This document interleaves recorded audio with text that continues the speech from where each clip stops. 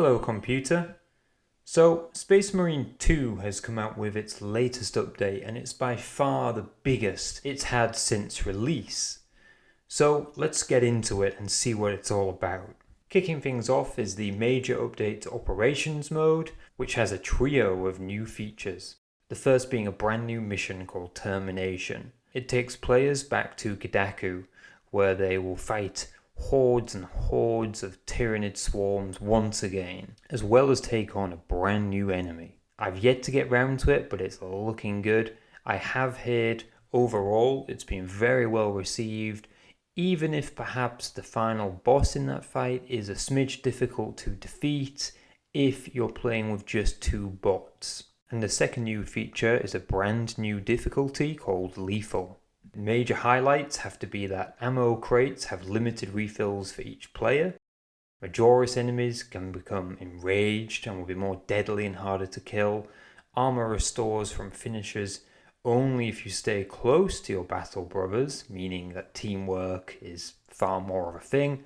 And the benefit of achieving all of this is that you can get some new cosmetics. And the third feature update is photo mode, which only works if you're doing operations in solo. This allows you to take some awesome shots of your own Space Marine cutting through the swarms of enemies. So that's operations where most of the update has come in, but there have been some tweaks and adjustments to other aspects of the game.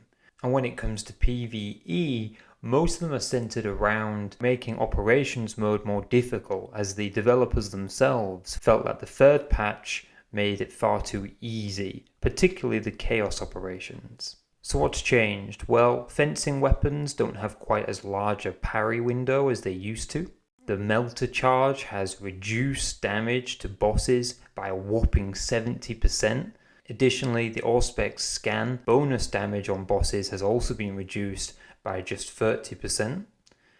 And there's been some minor tweaks to the enemy spawn director for PvE modes. And when it comes to difficulty, the Ruthless difficulty has been increased in how tough it is, by reducing players' armor by 15% and having it so that ammo crates have limited refills for each player.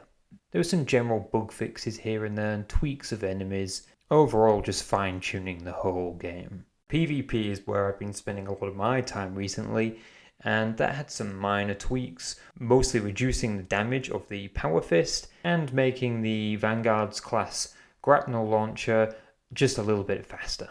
And finally we've got the customization section.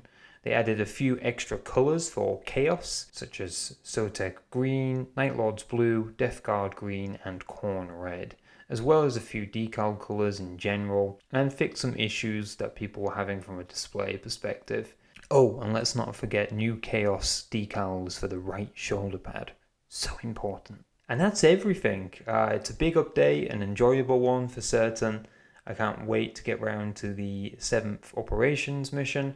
And it's all for free, which is fantastic. So thank you, Saber. Keep up the good work. And until next time, have a good one.